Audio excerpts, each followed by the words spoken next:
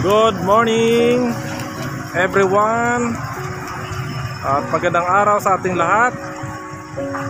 Mayap na abak di kayo mga kabalen mayong adlaw sa tanang mga Bisaya. Magandang araw sa lahat ng mga Pilipino sa buong mundo. Nandito po tayo ngayon sa Labrador Christian College.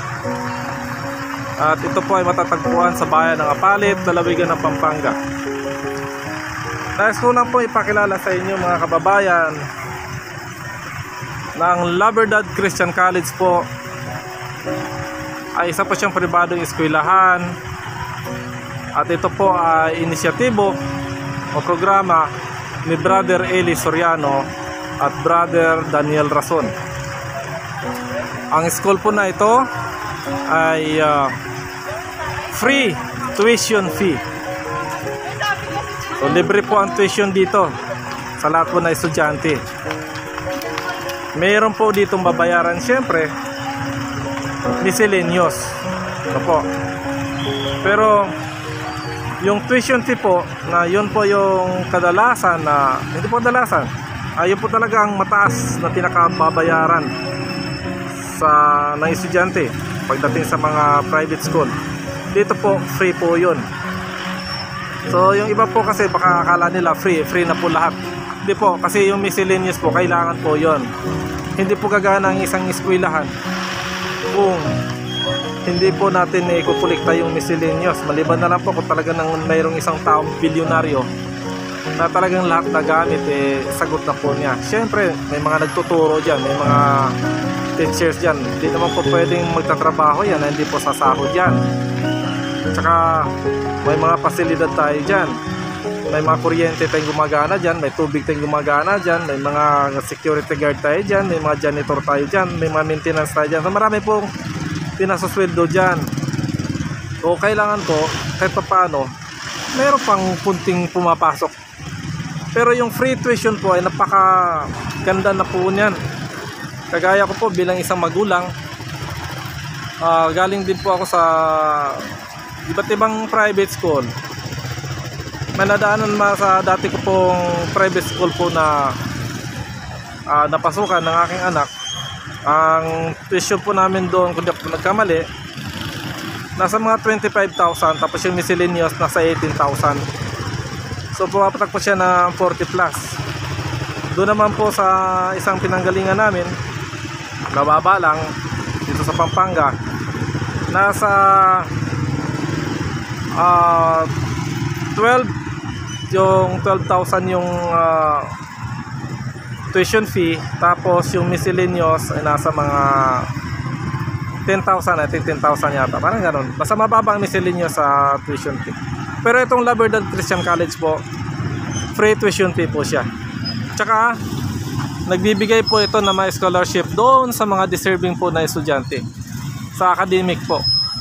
Kung talagang yung estudyante ay matalino, kung talagang ay may talento, ngunit ay walang kapasidad para makapag-aral, dito po binibigyan po yun ng pagkakataon. Pinapaaral po yan dito, libre po yun lahat. Di na po magbabayad yun na tinatawag na miscellaneous. Ayun po tinatawag na full scholar po. Wala pong babayaran yon. Libre na po yung uniforme, libre na po yung kanyang libro, libre na po pati yung pagkain niya dito, pananghalian. So ang iba pa po niyan, mayroon pa pong kunting allowance. So yun po yung inisyatibo po yan ni Brother Eli Soriano at ni Brother Daniel Rason. Yung pang kagandahan dito. At higit po sa lahat, ang ipagmamalaki ko po sa school na to, ang mga bata po dito disiplinado. Dahil dito po talagang mahigpit ang disiplina. At ang higit sa lahat dito ay ang isang bata tinuturuan kung paano matakot sa Diyos at sumunod sa utos ng Diyos, na siya yung pinaka dapat una nating itinuturo sa ating mga anak. Dahil ang isang bata, pag napalaki mo na may takot sa Diyos at may pananampalataya, package na po yun. Hindi mo na po kailangan na sabihan ng bata na magsikap ka, magpakabait ka, maging determinado ka. Hindi mo na po kailangan. Kasi pag ang isang tao ay may takot sa Diyos at may pananampalataya sa Diyos, package na po yun. Gagawin na po niya yung lahat ng mga mabubuting bagay. Kaya itong school na to, napakaganda po sa mga magulang na iniisip nila yung kabutihan ng kanilang anak. Kaya nga tayo mga magulang, mawala man tayo sa mundo na to, ngunit maiwan natin sa ating mga anak yung kanilang kabutihang asal dahil sa pananampalataya sa Diyos. Kasi pag talagang ikaw ay sumunod sa Diyos at may takot ka sa Diyos, talagang isang magiging mabuting tao ka. Kaya ulitin ko po, ang La Verdad College po dito po sa Apalit ay isang napakagandang eskwelahan po na ipagmamalaki po namin dito sa bayan po ng Apalit sa lalawigan ng Pampanga. Ayan po mga kababayan, sa sunod na video mayroon pa po akong mga siguro ibang sasabihin. Sa ngayon, ito lang muna dahil siguro yung mga kurso na ino-offer na eskwelahan na to, yun yung itatalaki ko sa sunod ko na video. Kasi di ko po kabisado kung ano yung mga course lahat na ino-offer sa ating college dito sa school na to. Ang pinakaalam ko lang po ay yung broadcasting, mga ganon, mga accounting, mga IT. Pwede po ako sure ng iba, no? Pero yung broadcasting, sure na sure po ako nun. Marami pong course na ino-offer dito. Sa ngayon po mga babayan, yun lang po muna. Maraming salamat po.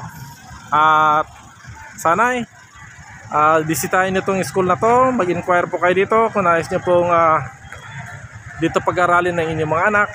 Dahil yun nga po, sinasabi ko po, isa po ito sa napakagandang school po dito sa lalawigan ng Pampanga, sa bayan po ng Apalit.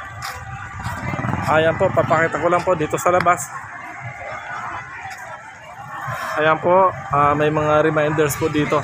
Ayan po, andyan po ang lahat ng mga lituntunin. Paalala po, mga rules and regulations. So yan po ay talagang in-implement dito. Hindi po yan basta nakasulat lang po dyan. Ito po ay pag sinasabing nakasulat dyan at paalala, implemented po yan ng ating mga namamahala sa eskwela na ito. Yan po, nakikita nyo lahat ng mga yan, kung ano po yung nakasulat dyan, kung ano po yung pinagbabawal, na-implement po lahat yon. Hindi po ito basta-basta lang na nakalagay dyan. Muli po mga kababayan, ulitin ko po sa inyo, kung nais nyo pong makapag-aral o mag-inquire, kapag-aral ninyo mga anak sa eskwela na to, mag-inquire lamang po kayo dito. Pumunta lamang kayo dito sa bayan ng Apalit, lalawigan ng Pampanga, at hanapin nyo po La Verdad Christian College. La Verdad Christian College. Ito po ay ating ipagmalaking eskwelahan sa bayan po ng Apalit, lalawigan ng Pampanga. Muli po, magandang umaga po. Ako po ang inyong lingkod, si Real Jam TV. Sana tangkalikin niyo po at subscribe niyo po ang aking channel. Bye-bye po!